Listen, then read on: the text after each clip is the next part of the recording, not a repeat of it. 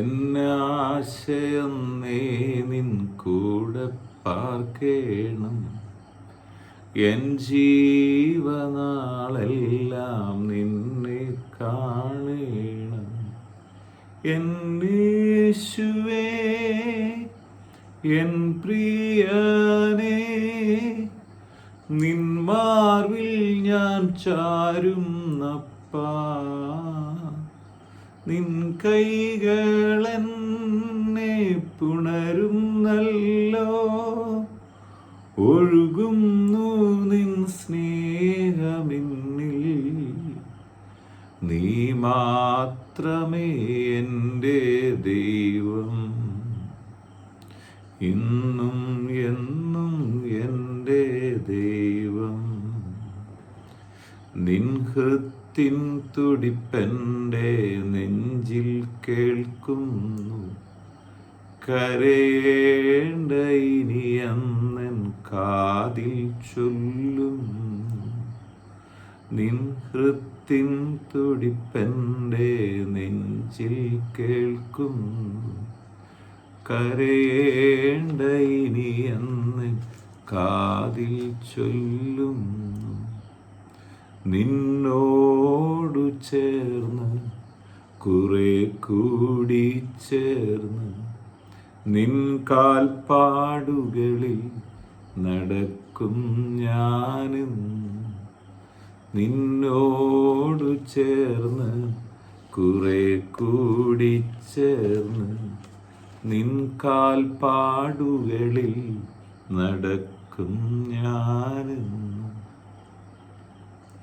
എന്നാശയം നീ നിൻ കൂടെ പാർക്കേണം. എൻ ജീവനാളെല്ലാം നിന്നെ കാണേണം. വീണ്ടും വരുന്ന യേശു ക്രിസ്തുവിൻ നാമത്തിലുള്ള സ്നേഹവന്ദനങ്ങളെ എല്ലാ പ്രിയപ്പെട്ടവരെയും ഈ സമയത്ത് അറിയിക്കുന്നു. വിശുദ്ധ ലൂക്കോസ് എഴുതിയ സുവിശേഷം 9-ാം അധ്യായം അതിൻ്റെ 29-ാമത്തെ വചനം ഇങ്ങനെ പറയുകയാണ്. അവൻ പ്രാർത്ഥിക്കുമ്പോൾ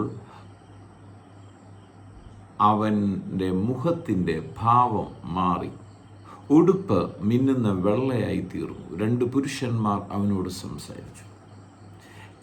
നിങ്ങൾ പ്രാർത്ഥിക്കുമ്പോൾ നിങ്ങളുടെ ജീവിതത്തിൽ ചില മാറ്റങ്ങൾ സംഭവിക്കും. മറന്നു പോകരുത്, യേശു കർത്താവ് ഈ ഭൂമിയിൽ വന്നപ്പോൾ ദൈവത്തിൻ്റെ പുത്രന് പ്രാർത്ഥിക്കണമായിരുന്നുവെങ്കിൽ, ലൂക്കോസ് എഴുതിയ സുവിശേഷം തന്നെ 9-ാം അധ്യായത്തിൽ 18-ാം വാക്യത്തിൽ പറയാൻ, തനിച്ച് പ്രാർത്ഥിച്ചു കൊണ്ടിരിക്കുമ്പോൾ കർത്താവ് അതിരാവിലെ വെളുപ്പിനെ എഴുന്നേറ്റ് പ്രാർത്ഥിച്ചു എന്ന് വിശുദ്ധ വേദപുസ്തകം പറയുന്നു. തൻ്റെ ശിഷ്യന്മാരെ തെരഞ്ഞെടുക്കുന്നതിന് മുമ്പ് യേശു കർത്താവ് പ്രാർത്ഥനയിലായിരുന്നു എന്ന് പറയുന്നു. തനിച്ചു പ്രാർത്ഥിച്ചു, കൂട്ടത്തിൽ ചില ആളുകളെ കൊണ്ടുപോയി പ്രാർത്ഥിച്ചു. ഒരുമനപ്പെട്ടുള്ള പ്രാർത്ഥന. അതുകൊണ്ടാണ് 2 പേർ ഒരു മനസ്സോടെ പ്രാർത്ഥിക്കുമ്പോൾ അതിൻ്റെ നടുവിൽ യേശു ഉണ്ടെന്ന് പറയും. യേശുവിൻ്റെ നാമത്തിൽ കൂടി വരുന്നിടത്ത് അതിൻ്റെ നടുവിൽ കർത്താവുണ്ട്. ഇവിടെ മറുരൂപമലയിൽ സംഭവിക്കുന്നത് എന്താണ്? യേശു കർത്താവിന് പ്രാർത്ഥന ആവശ്യമായിരുന്നുവെങ്കിൽ നീ വചനം കേൾക്കുന്ന എനിക്കും നിങ്ങൾക്കും പ്രാർത്ഥന എത്ര ആവശ്യമായിരിക്കും. പ്രാർത്ഥന എന്ന് പറയുന്നത് നാം മനുഷ്യരോട് സംസാരിക്കുന്നതല്ല, ദൈവത്തോട് സമയം ചെലവിടുന്നതും സംസാരിക്കുന്നതുമാണ്. ദൈവത്തോട് സംസാരിക്കുമ്പോൾ നമ്മുടെ ജീവിതത്തിൽ ദൈവികമായ അനുഭവങ്ങളുണ്ടാകും, വലിയ മാറ്റങ്ങൾ സംഭവിക്കും. പ്രാർത്ഥനയിൽ വിടുതലുണ്ട്, അത്ഭുതങ്ങളുണ്ട്. അപ്പോൾ തന്നെ സമാധാനം ലഭിക്കുന്നു. ഇവിടെ പ്രാർത്ഥിക്കുമ്പോൾ എന്തൊക്കെ മാറ്റങ്ങളാണ് ഈ ഭാഗത്ത് സംഭവിക്കുന്നത്? 28-ാം വാക്യത്തിൽ പറയുകയാണ്, ഈ വാക്കുകളെ പറഞ്ഞിട്ട് ഏകദേശം 8 നാൾ കഴിഞ്ഞപ്പോൾ അവൻ പത്രോസിനെയും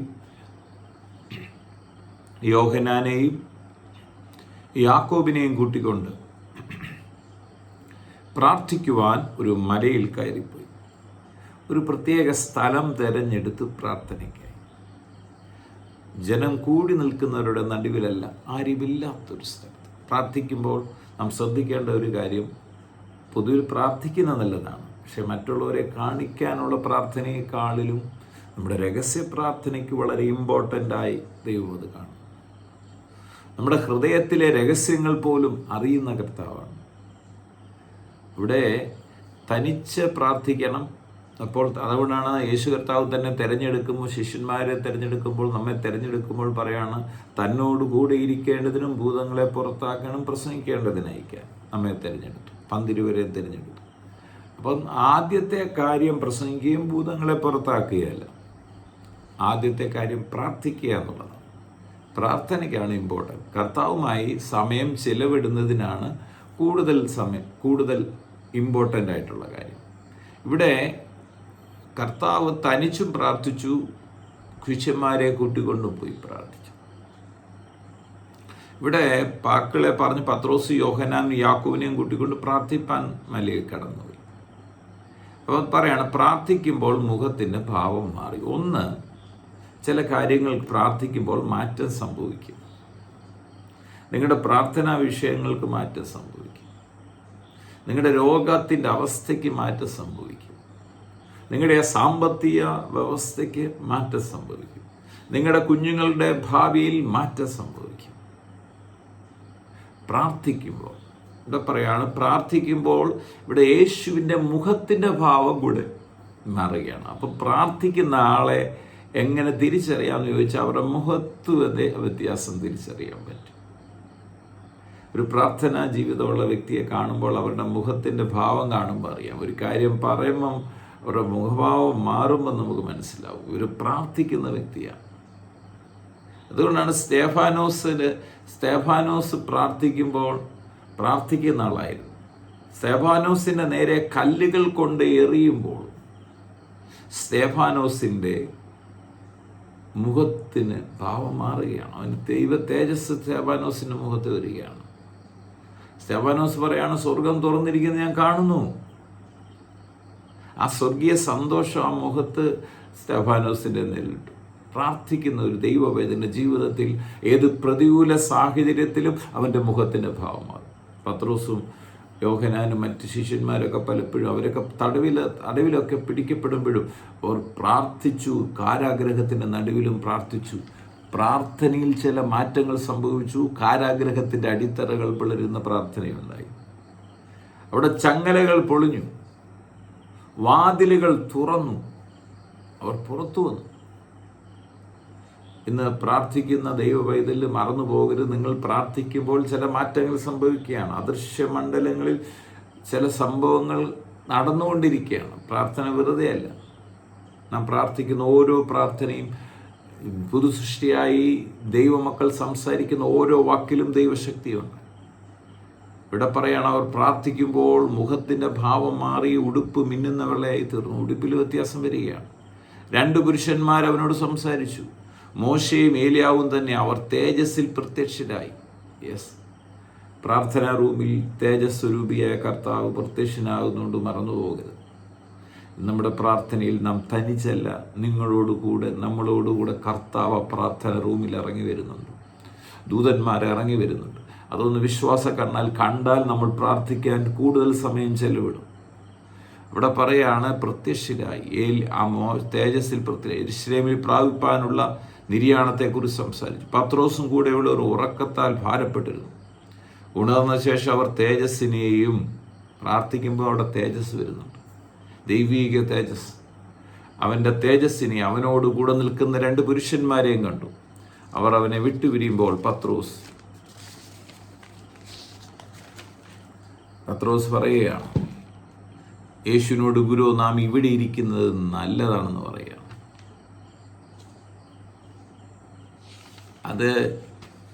എന്നിട്ട് ഇത് പറയുമ്പോൾ മേഘം വന്നവരെ മേൽനിരയിട്ടു. അവർ മേഘത്തിലായപ്പോൾ പേടിച്ചു.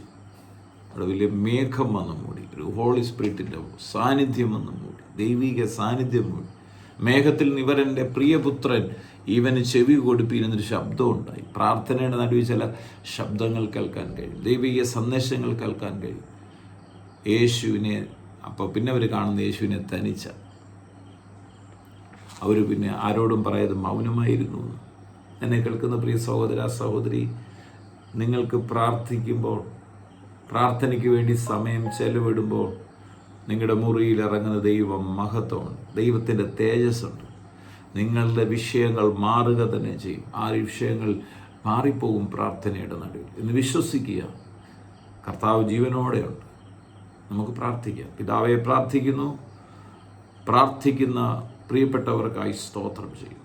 ഇന്ന് എന്നീ വചനം കേൾക്കുന്ന എല്ലാവരുടെ മേലും പ്രാർത്ഥനയുടെ ഒരു അഭിഷേകം വ്യാപരിക്കണമെന്ന് പ്രാർത്ഥിക്കും. കർത്താവ്, പ്രാർത്ഥനയ്ക്കായി ഞങ്ങളെ കൂട്ടിക്കൊണ്ടുവരണമേ.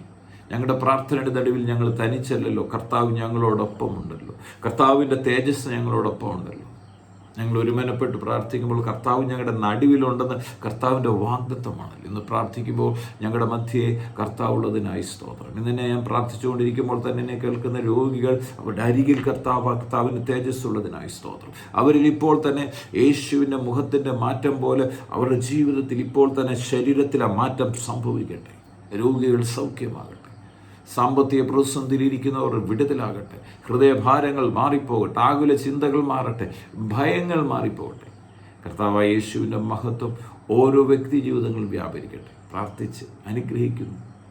സകല മഹത്വം ഓർക്കപ്പെട്ട കുഞ്ഞാട് യേശു ക്രിസ്തുവിൻ പൊന്നുനാമത്തിൽ പിതാവേ, ആമേൻ.